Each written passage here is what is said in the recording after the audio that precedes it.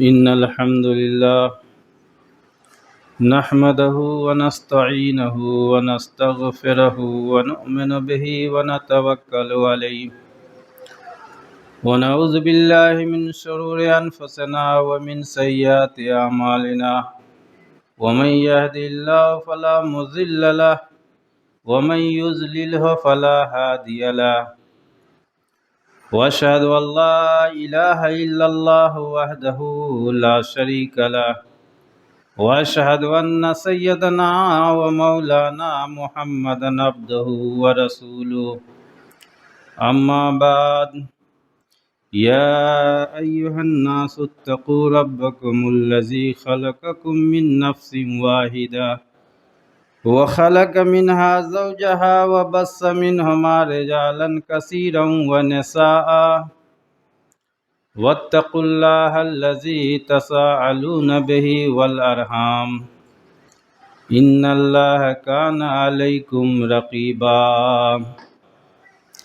يا أيها الذين آمنوا اتقوا الله حق تقاته ولا تموتن إلا وأنتم مسلمون يا أيها الذين آمنوا اتقوا الله وقولوا قولا سديدا يصلح لكم أعمالكم ويغفر لكم ذنوبكم ومن يطع الله ورسوله فقد فاز فوزا عظيما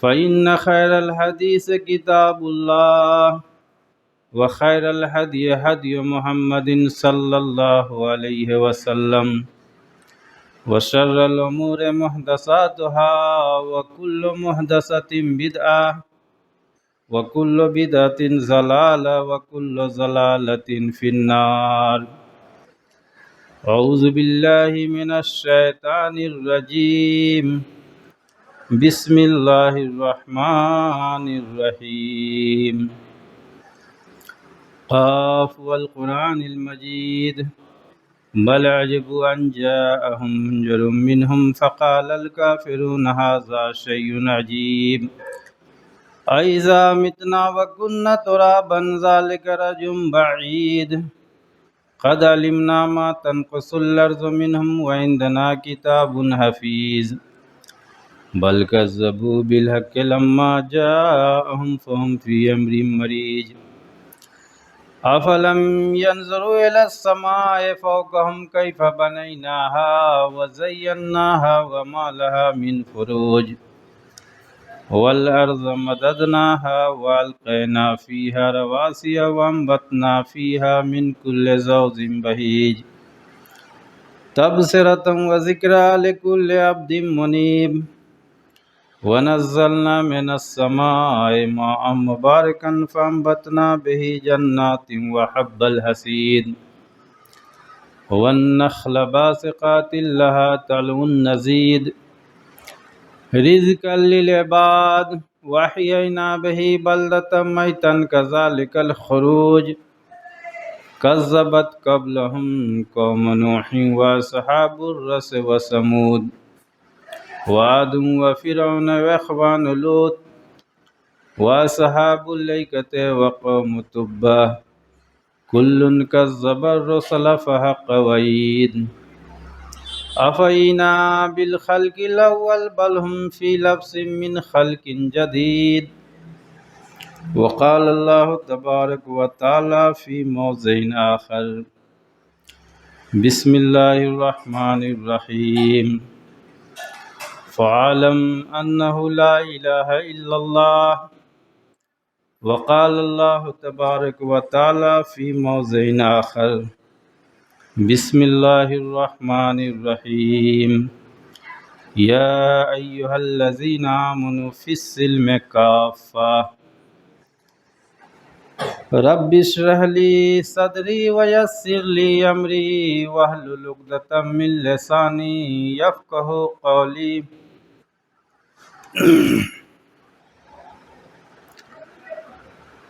اکابرین ملت، بزرگوں و دوستوں، پردہ نشی دینی ماؤں اور بہنوں، اور نوجوان بھائیوں، عزیز بچوں،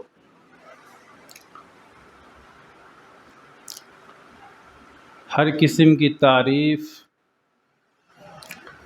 اور برائیاں اللہ رب العزت کے لیے لائق اور سزاوار ہے، جس نے ہم انسانوں کو اس کائنات کے اندر بسایا، اس کائنات کے اندر پیدا کیا، اور ساتھ ہی ہماری رشد و ہدایت کے لیے ہر دور ہر زمانے کے اندر اپنے نبیوں اور رسولوں کو مبعوث کیا۔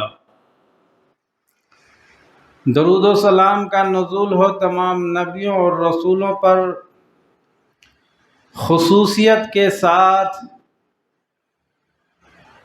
نبی آخر محمد الرسول اللہ صلی اللہ علیہ وسلم پر۔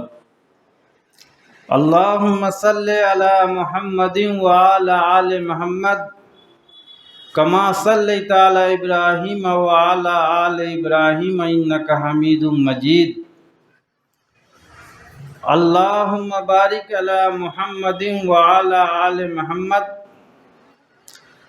کما بارکت علی ابراہیم وعلی آل ابراہیم انک حمید مجید۔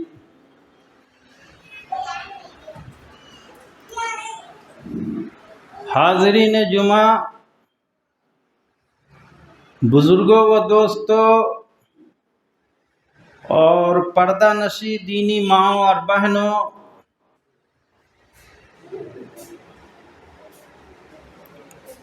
خطبہ مسنونہ کے بعد دو جگہوں سے دو آیت کریمہ کا ٹکڑا تلاوت کی گئی، جو غالباً گزشتہ دو جمعوں سے اسی آیت کریمہ کے تحت آپ کو بتلاتے آ رہا ہوں، اور آج بھی اسی آیت کریمہ کے تحت میں آپ کے سامنے آیا ہوں۔ اللہ رب العالمین سے دعا کریں کہ اللہ رب العالمین ہم اور آپ کو سننے سے زیادہ عمل کرنے کی توفیق عطا فرمائے۔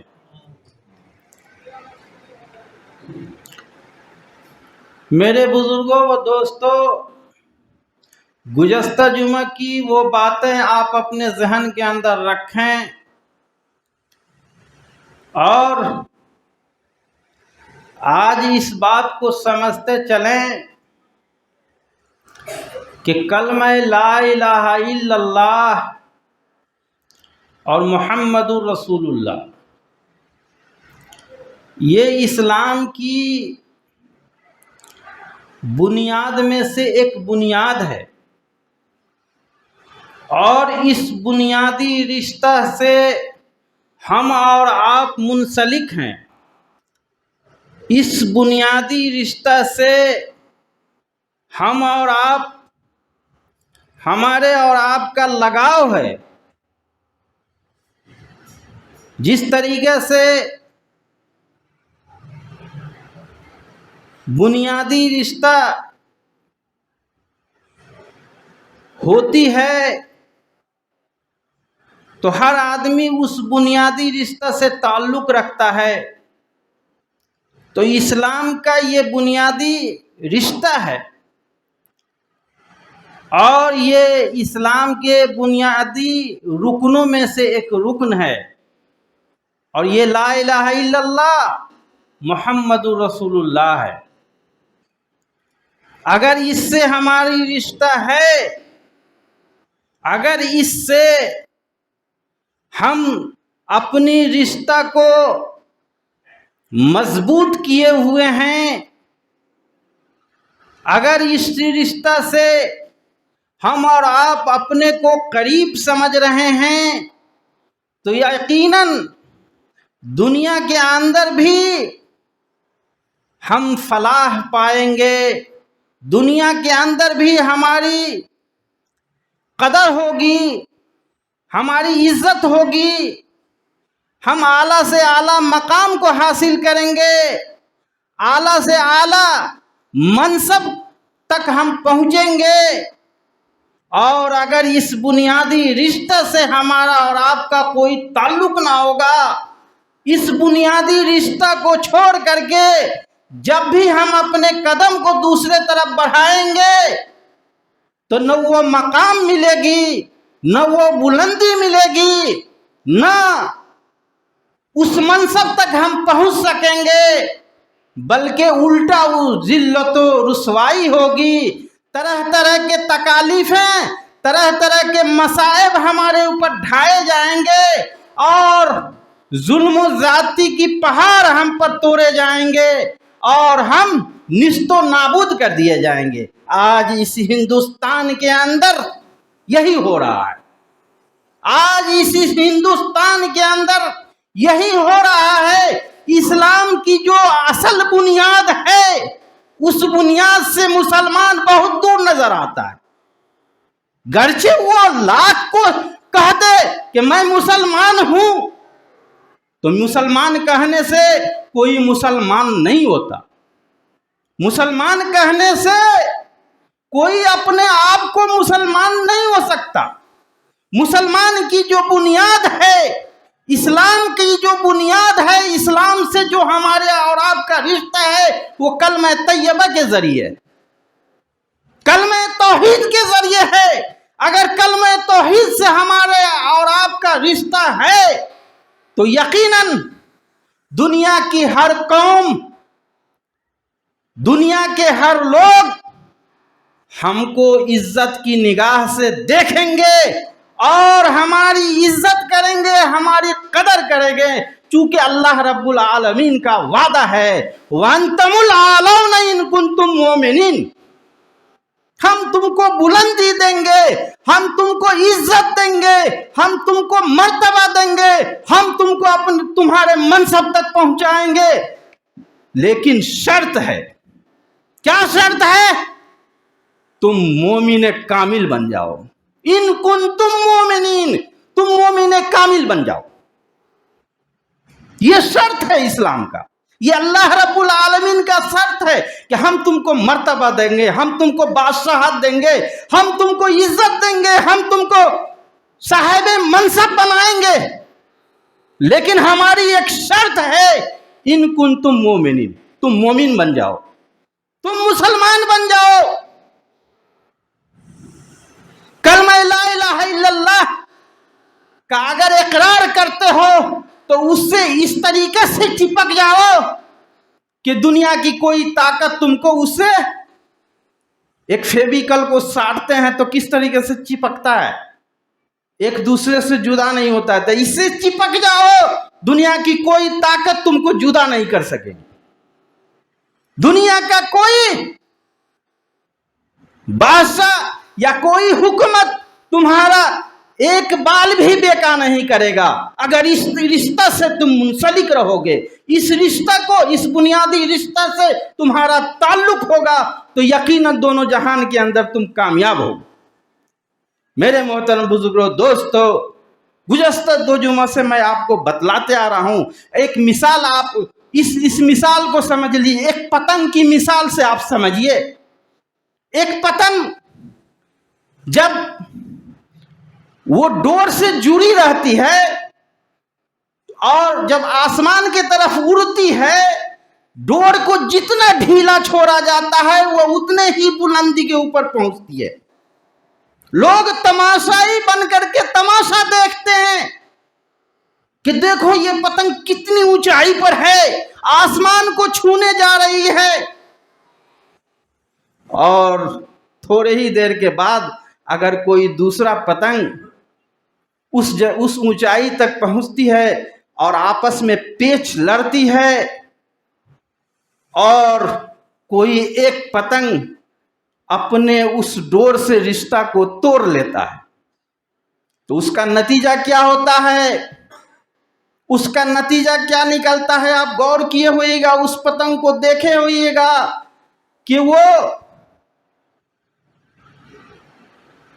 پلٹی مار کر کے، الٹ پلٹ کر کے نیچے کی طرف آتی ہے، چونکہ اس کا رشتہ ڈور سے تھا اور ڈور سے رشتہ اس کا منقطع ہو گیا، رشتہ ڈور سے وہ رشتہ کو توڑ لیا، جس کے وجہ سے وہ پلٹیاں مارتی ہے، الٹ پلٹ کر کے زمین کے طرف آتی ہے اور زمین پر گرتی ہے تو چند بچے اس کو جھپٹ پڑتے ہیں اور اس کے نام و نشان کو مٹا دیتے ہیں، یعنی اس طریقے سے جھپٹتے ہیں کہ وہ پھٹ جاتی ہے، وہ ختم ہو جاتی ہے، اس کا نام و نشان۔ ابھی تھوڑی دیر پہلے ہم اس کی تعریف کر رہے تھے کہ دیکھو کتنی اونچائی پر ہے، کتنی بلندی پر ہے، کس طریقے سے وہ ڈور سے جڑا ہوا ہے، جس طریقے سے ڈور کو ڈھیلا کرتے ہیں وہ اونچائی کی طرف چلی جاتی ہے، اور ڈور سے جب رشتہ کو توڑ لیتا ہے تو پلٹیاں کھا کر کے الٹ پلٹ کر کے وہ زمین پر آتی ہے اور اس کا نام و نشان ختم ہو جاتی ہے۔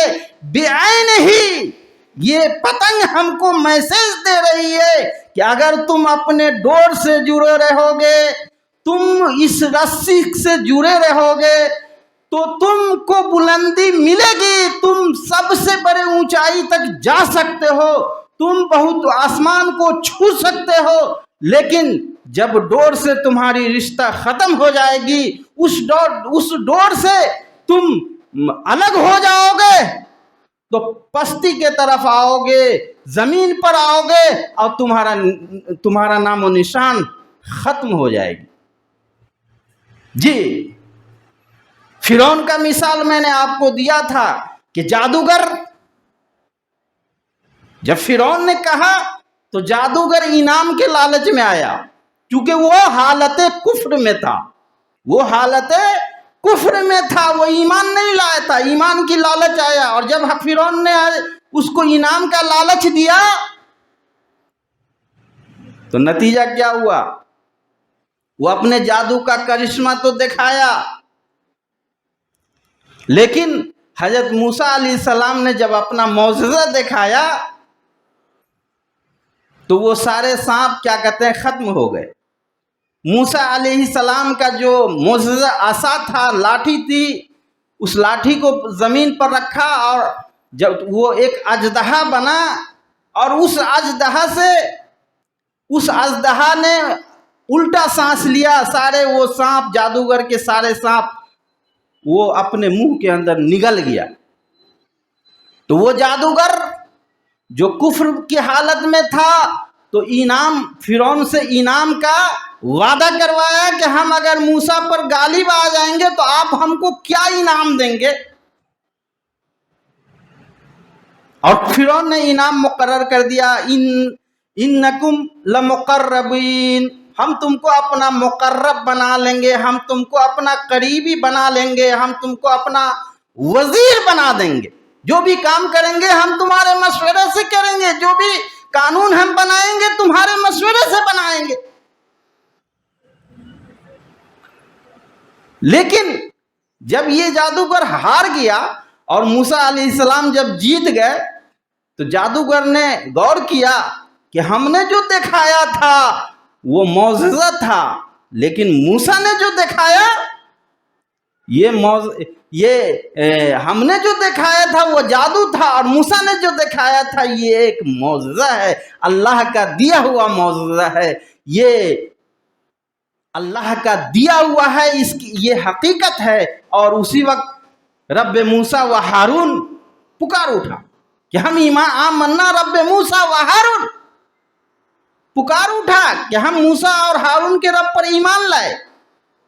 اب اسی وقت فرعون ان کو سزا بھی سنا رہا ہے کہ اے جادوگرو، تم جانتے ہو میں نے سوچا تھا کہ تم موسیٰ کو ہرا دو گے، موسیٰ یہاں سے چلا جائے گا، موسیٰ یہاں سے بھاگ جائے گا، لیکن تو الٹا ہو گیا، میں جس چیز کو ختم کرنا چاہتا تھا وہی چیز ہو گیا۔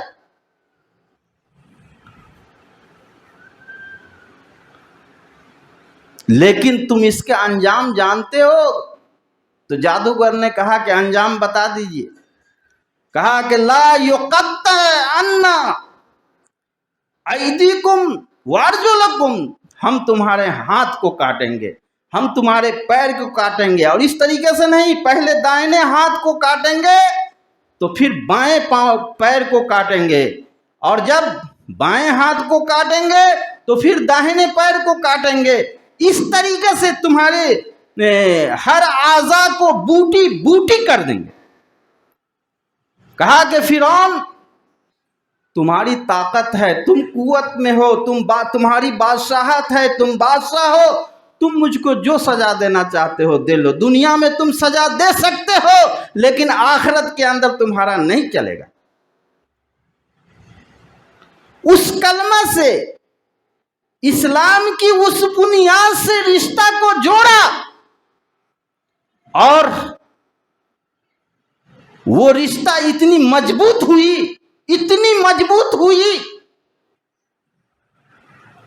کہ اس سے پھر اس رشتہ کو توڑنے کے لیے گوارا نہیں کیا، اس ڈور کو چھوڑنے کے لیے تیار نہیں ہوئے. سزا کو بھی سنا دیا گیا، سزا کو بھی دیکھا کہ یہ تو بہت سخت سزا ہے، لیکن اس ڈور سے رشتہ کو توڑنا گوارا نہیں کیا. کہا کہ جو سزا ہے مجھے دے دو، جو تم چاہتے ہو وہ کر لو. میرے محترم بزرگوں، دوستو، کہنے کا مطلب یہ ہے کہ ایمان کا رشتہ یہ وہ رشتہ ہے جس سے آدمی جڑ جائے تو اس کے اندر ایسی مضبوطی، ایسی پختگی آ جاتی ہے کہ دنیا کے اندر مشکلات و مصائب بھی اگر اس کے سامنے آتے ہیں تو وہ ایمان کا وہ رشتہ اس مصائب اور تکالیف کو برداشت کرنے پر مجبور کر دیتا ہے. آپ کو ایک مثال میں آج اور آپ کو بتلاتے چلوں، اور خاص کر کے ہم اپنی دینی ماں اور بہنوں کو بھی توجہ دلانا چاہتا ہوں کہ حضرت سمیہ رضی اللہ تعالی عنہا کا مثال میں نے آپ کے سامنے پیش کیا. سمامہ کو شرمگاہ کے اندر نیزہ ڈال دیا جاتا ہے، اور اس سے بھی نہیں کہا کہ تم ایسے نہیں مانیں گی تو ہم دو اونٹ کو لاتا ہے. ابو جہل 2 اونٹ کو لاتا ہے، ایک اونٹ سے ایک پیر کو باندھتا ہے، دوسرے اونٹ سے دوسرے پیر کو باندھتا ہے، اور ایک اونٹ کو پورب کی طرف بھگاتا ہے، دوسرے اونٹ کو پچھم کی طرف بھگاتا ہے. سمیہ کے جسم بیچوں بیچ چیر دیا جاتا ہے، لیکن غور کیجئے گا، بتلایا گیا ہے کہ سمیہ کا جسم تو بیچوں بیچ چیر دیا گیا، لیکن اس کی شکل کو، اس کی صورت کو وہ نہیں چیر سکا. اس طریقے سے کروس کر گیا، اس طریقے سے کروس کر گیا، اور ان کا چہرہ مبارک نہیں چرایا، بچ گئے. ابو جہل سمیہ کے قریب پہنچا، دیکھا اس کی صورت کو، سمیہ رضی اللہ تعالی عنہا کی شکل کو دیکھا، اس کی صورت کو دیکھا، اس کے چہرے پر غور کیا تو اس کے چہرے کی مسکراہٹ باقی تھی، وہ مسکرا رہی تھی، اس کے چہرے کے اوپر کوئی مایوسی نہیں تھی. اپنی زندگی کے لیے اس نے کوئی بھی دعا نہیں کی. دعا کی تو اے اللہ تو ہمارے قدم کو اسلام پر ثابت قدم رکھ. ابو جہل کا یہ ظلم و زیادتی کہیں وہ میرا ایمان نہ چھین لے، ابو جہل کا ظلم و ستم کہیں ہم کو ایمان سے ہٹا نہ دے، کلمہ لا الہ الا اللہ سے دور نہ کر دے. یہ دعا کی تھی. ابو جہل جب ان کی مسکراہٹ، اس کے چہرے کے اوپر، ان کے چہرے کے اوپر غور کیا، اس کی مسکراہٹ کو دیکھا تو ایک پتھر کو اٹھایا، اپنے سر پر مارنے لگا. ایک پتھر اٹھایا اور اپنے سر پر مارنے لگا. لوگوں نے کہا کہ کیا ہو گیا، کیا آپ پاگل ہو گئے؟ کہا کہ ہاں میں پاگل ہو گیا. سمیہ کو لا الہ الا اللہ سے میں دور کرنا چاہ رہا تھا، لیکن ہم اس کو دور نہیں کر سکے، اس کے چہرے کی مسکراہٹ کو بھی ہم نہیں چھین سکے. تاریخ کیا کہے گی، لوگ مجھ کو کیا کہے گا کہ تم جس چیز کو ختم کرنا چاہتے تھے وہ چیز تم سے ختم نہیں ہوا، اس کی مسکراہٹ بھی تم نہیں چھین سکے، اس کی ہنسی کو بھی، اس کے چہرے کے ہنسی کو بھی تم نہیں چھین سکا، اس کو قتل کرنے سے تمہیں کیا فائدہ ملا؟ کس نے؟ یہ ابو جہل خود ہی بیان دیتا ہے۔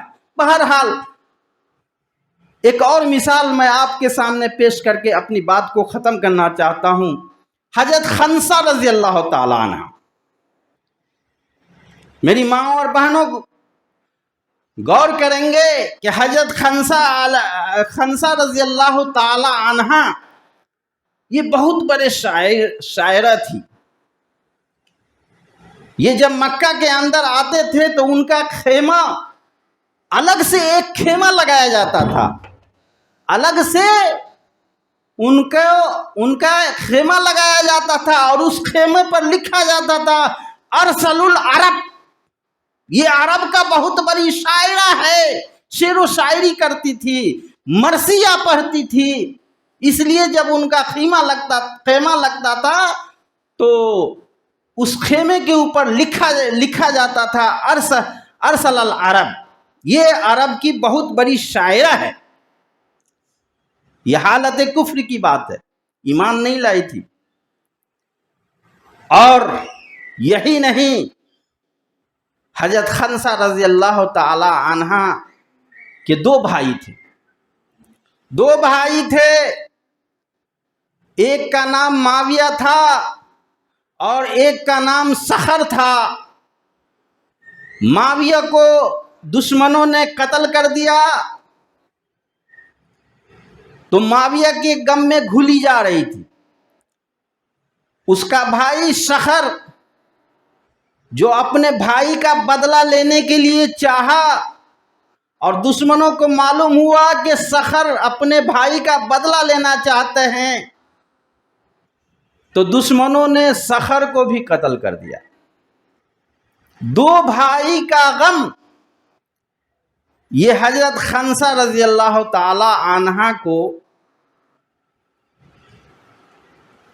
آئے دن، کسی دن ایسا نہیں تھا جو وہ یاد نہیں کرتی تھی، اس غم کو بھلا نہیں پا رہی تھی، روزانہ اس غم میں گھلی جا رہی تھی، اپنے آپ کو بالکل ختم کر رہی تھی، اپنے آپ کو مار رہی تھی، شعر و شاعری کرنا بند کر دی، مرثیہ پڑھنا بند کر دیا،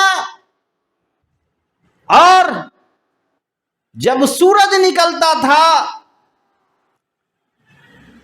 تو کہتی تھی، پکارتی تھی کہ اے سورج تو کیوں نکلتا ہے، اے سورج تو کیوں نکلتا ہے، اے سورج تو کیوں دن لاتا ہے، اے سورج تو کیوں چمکتا ہے۔ اور جب سورج غروب ہوتا تھا تو پھر کہتی تھی کہ اے سورج تو کیوں ڈوبتا ہے، اے سورج تو کیوں اندھیرا لاتا ہے، اے سورج تو کیوں رات لاتا ہے۔ اس صبح جب ہوتی ہے اور سورج طلوع ہوتا تو کہتی کہ اے سورج تو کیوں طلوع ہوتا ہے، یعنی تم طلوع ہوتے ہو، دن کا اجالا ہوتا ہے، دن آتا ہے، دن میں روشنی آتی ہے تو میرا بھائی سخر یاد آتا ہے، اور جب رات ہوتی ہے، رات کے اندھیرے میں، اندھیرا جب ہو جاتی ہے، جب میں اپنے بستر کے اوپر جا کر کے سوتی ہوں تو مجھے اپنا بھائی یاد آتا ہے، سخر یاد آتا ہے۔ اسی کو عربی میں وہ شعر کے طریقے سے بنا کر کے وہ پیش کرتی تھی، یذکرنی طلوع الشمس سخر، یذکرنی طلوع الشمس سخر، اے سورج تو کیوں طلوع ہوتا ہے، تو کیوں چمکتا ہے، تو کیوں دن کے اجالے کو لاتا ہے، جب تو چمکتا ہے، جب تو دن کے اجالے کو لاتا ہے، جب تو طلوع ہوتا ہے تو میرا بھائی مجھے یاد آتی ہے۔ اور جب شام ہوتی تھی تو شام میں بھی یذکرو لکل شمسن یذکرو لکل الغروب شمسی، یعنی اے سورج تو کیوں ڈوبتا ہے، تو کیوں اندھیرا لاتا ہے، جب تو ڈوب جاتا ہے اندھیرا لاتا ہے تو میرے بھائی کی یاد آتی ہے۔ اس طریقے سے روزانہ کا معمول بن گیا۔ وہ شعر صبح میں پڑھتی تھی، شام میں پڑھتی تھی، اور اپنے بھائی کی یاد میں گھلے جا رہی تھی۔ کیسی محبت تھی بھائی سے، اور بھائی سے کتنی محبت تھی۔ لیکن 8 ہجری کے اندر وہ ایمان لے آتی ہے، اللہ کے نبی محمد رسول اللہ کے اس کلمہ کا اقرار کر لیتی ہے، لا الہ الا اللہ محمد الرسول اللہ۔ جب وہ دائرہ اسلام کے اندر آ جاتی ہے، کلمہ لا الہ الا اللہ محمد رسول اللہ کا اقرار کر لیتی ہے، تو ان کا ایمان کتنا مضبوط ہوتا ہے، غور کیجئے۔ ان کے اس لا الہ الا اللہ سے جو رشتہ ہوتی ہے، رشتہ بنتی ہے، تو کتنا مضبوط رشتہ بنتی ہے کہ وہ اس کے پاس 4 بیٹے تھے، چاروں بیٹے کو وہ ایمان کی دعوت نہیں دی، وہ خود اپنے آپ ایمان لائے۔ چاروں بیٹے جب جوان ہوئے، بڑے ہوئے، حضرت عمر فاروق کا زمانہ آیا، اور عمر فاروق رضی اللہ تعالی عنہ کے زمانے کے اندر جنگ قادسیہ پیش آئی، تو یہ خنسہ رضی اللہ تعالی عنہ اپنے 4 بیٹوں سے فرماتی ہے کہ میرے بیٹو، جنگ قادسیہ پیش آیا ہے۔ حضرت عمر فاروق رضی اللہ تعالی عنہ نے اعلان کیا ہے کہ تمام مسلمان اس جنگ کے اندر شریک ہوں۔ میرے بیٹے، تم بھی شریک ہو جاؤ اس جنگ کے اندر، تم چاروں اس جنگ کے اندر شریک ہو جاؤ، اور صرف شریک ہی نہیں ہو بلکہ مشرکین کو تہہ تیگ کرو، اور اپنے آپ کو اس جنگ میں تم اپنے آپ کو بھی شہید کر ڈالو۔ اگر تم شہید ہو جاؤ گے، اگر تم قتل کر دیے جاؤ گے، تو مجھ کو خوشی حاصل ہوگی، مجھ کو عزت ملے گی، مجھ کو مرتبہ ملے گا۔ اللہ رب العالمین اس کے وجہ سے کل قیامت کے دن ہم کو جنت کے اندر داخل کرے گا۔ اے میرے بیٹے، میں تمہاری ماں ہوں، جس طریقے سے تم چاروں کی ماں ایک ہے، اسی طریقے سے تم چاروں کا باپ بھی ایک تھا۔ وہ حالت کفر میں انتقال کر گئے، مر گئے، یہ الگ بات ہے، لیکن تم چاروں ایک ہی باپ کی اولاد ہو، اور تم چاروں ایک ہی ماں کی بھی اولاد ہو۔ تمہارا باپ ایک بہادر تھا، گرچہ کفر کے حالت میں تھا، لیکن اے میرے بیٹو، تم نے کلمہ لا الہ الا اللہ محمد الرسول اللہ سے رشتہ کو جوڑا ہے، اور ہم نے بھی کلمہ لا الہ الا اللہ محمد الرسول اللہ سے رشتہ کو جوڑا ہے۔ ہمارا یہ فرض بنتا ہے کہ آج یہ جنگ پیش آئی ہے، اس جنگ کے اندر تم اپنے آپ کو شریک ہو جاؤ، اور مشرکین کو قتل کرو، اور اپنے آپ کو بھی قتل ہو جاؤ۔ چنانچہ چاروں لڑکے ان کے اس جنگ کے اندر ننگی تلوار لیے اور جا کر کے شریک ہو گئے۔ چاروں ایک کے بعد دیگرے شہید کر دیے گئے، جم کر کے لڑے، اپنی بہادری اور جوان مردی دکھائی، اور پھر قتل کر دیے گئے، پھر اپنے آپ کو قتل کر دیے گئے۔ اس جنگ میں سے ایک نوجوان گھوڑے پر سوار ہوا اور حضرت خنسہ رضی اللہ تعالی عنہ کے گھر کے طرف آیا، آواز دیا کہ خنسہ۔ حضرت خنسہ رضی اللہ تعالی عنہ باہر نکلتی ہے، کہا کیا بات ہے، کیا بات ہے، کیا حضرت عمر فاروق رضی اللہ تعالی عنہ نے جو جنگ کا اعلان کیا تھا کیا جنگ ختم ہو گئی؟ عمر فاروق کی فتح ہو گئی؟ کہا کہ نہیں، جنگ بھی نہیں ختم ہوئی اور فتح بھی نہیں ہوئی۔ تو کہا کہ تم کیوں آئے ہو؟ جنگ کو چھوڑ کر کے تم میرے پاس کیوں آئے ہو؟ کہا کہ میری ماں، ایک نوجوان تھا، دوسرا نوجوان تھا، پڑوسی نوجوان تھا، وہیں کا نوجوان تھا، کہا کہ میری ماں، میں تم کو یہ خبر دینے کے لیے آیا ہوں کہ تمہارے چاروں بیٹے قتل کر دیے گئے، تمہارے چاروں بیٹے شہید کر دیے گئے، میں یہ خبر لے کر کے آپ کے پاس آیا ہوں۔ کہا کہ الحمدللہ الذی شرفنی بقتلہم، تمام تعریف اس اللہ کے لیے ہے، تمام تعریف حمد و ثنا اس اللہ کے لیے ہے جس نے ہم کو یہ شرف دیا ہے۔ شرفنی، میں بہت زیادہ خوش ہوں، بقتلہم، بقتل نہیں، بقتلہم جمع کا صیغہ استعمال کیا کہ ہمارے چاروں بیٹے قتل کر دیے گئے، میں بہت خوش ہوں۔ دو پہلو، حضرت خنسہ رضی اللہ تعالی عنہ کا زندگی کا دو پہلو، ایک حالت کفر کا پہلو کہ جب سورج نکلتا تھا تو وہ پکارتی تھی کہ اے سورج تو کیوں نکلتا ہے، اے سورج تو دن کا اجالا کیوں لاتا ہے، تو دن کو کیوں لاتا ہے؟ جب تم اجالا لاتے ہو، جب تم دن لاتے ہو، جب تم چمکتے ہو، جب تم طلوع ہوتے ہو تو میرا بھائی سحر مجھے یاد آتا ہے۔ رات ہوتی ہے تو اے رات تم کیوں آتی ہے، تم کیوں اندھیرا لاتی ہے؟ جب تم آتی ہو تو میرے بھائی سحر کی یاد آتی ہے۔ وہ روزانہ اس طریقے کا معمول تھا، وہ روزانہ سحر کی یاد میں گھلی جا رہی تھی۔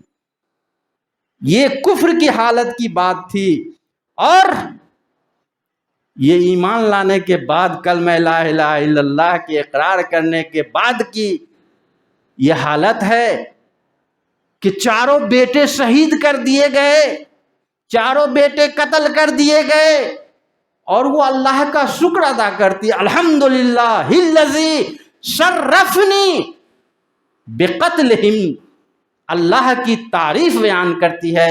میری ماں اور بہنوں اور بزرگوں، دوستوں، آج ہم اپنی اولاد کو کون سی تربیت دیتے ہیں، کیسی تربیت دے رہے ہیں؟ اگر ہم کیا کہتے ہیں اچھی تربیت دیں گے تو یقیناً ہماری وہ اولاد بھی اچھی تربیت پائے گا، اور اس کے ذریعے سے اسلام کا جو رشتہ ہے اس رشتے کو مضبوطی سے پکڑے گا، اور دونوں جہان کے اندر اپنے آپ کو کامیاب سمجھے گا۔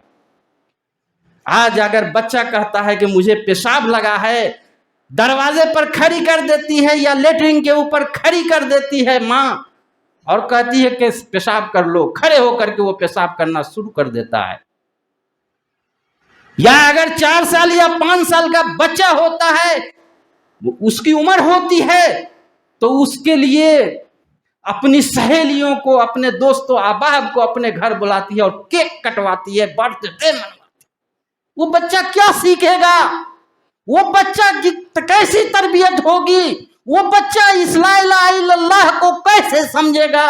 وہ بچہ کلمہ توحید کو کیا سمجھے گا؟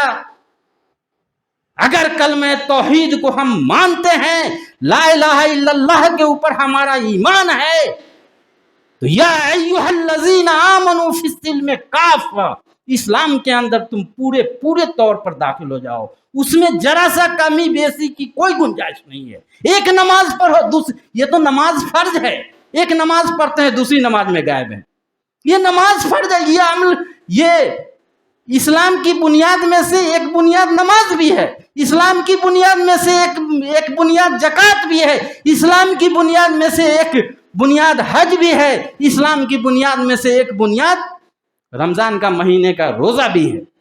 یہ 5 ستون ہے، 5 بنیادیں ہیں، اگر ایک بنیاد سے اگر ہم انکار کرتے ہیں تو ہم کامل مومن نہیں ہیں۔ اللہ رب العالمین وقت نہیں کہ میں آپ کو مزید بتلاؤں. بہرحال اس مضمون کو یہیں پر ختم کیجیے. اللہ رب العالمین سے دعا کیجیے کہ اللہ رب العالمین ہم تمام مسلمانوں کو کلمہ توحید لا الہ الا اللہ محمد رسول اللہ کی حقیقت کو سمجھنے کی توفیق دے، اس کے مفہوم کو جاننے اور سمجھنے کی توفیق عطا فرمائے. جب تک اس دنیا کے اندر زندہ رکھے ایمان اور اسلام کے اوپر زندہ رکھے. جب خاتمہ کرے تو خاتمہ بالخیر کرے. آمین. الہ العالمین ہم میں سے جو بیمار ہے انہیں تو شفائے کلی عطا فرما. ہم میں سے جو محتاج ہیں ان کی محتاجی کو تو دور فرما دے. ہم میں سے جو قرض دار ہے ان کے قرض کو تو ادا کرا دے. الہ العالمین عالم اسلام کے اندر جو کفر اور اسلام کے اندر جو لڑائیاں ہو رہی ہے، الہ العالمین ہم تمام مسلمانوں کو امن و سلامتی کے ساتھ زندگی گزارنے کی توفیق عطا فرما. اور فلسطین کے اندر جو ہمارے مسلمان بھائی، عورتیں، ہمارے بچے جو قتل کیے جا رہے ہیں، الہ العالمین تو ان کو غیب سے کوئی مدد فرما دے، ان کو غیب سے کوئی امداد پہنچا دے. ان کی ماں اور بہنوں کی عزت و آبرو کی تو حفاظت فرما، ان کے بچے کی تو حفاظت فرما. الہ العالمین ہم سب کو دین اسلام پر قائم و دائم رکھ. وآخر دعوانا الحمدللہ رب العالمین. بارک اللہ لنا و لکم.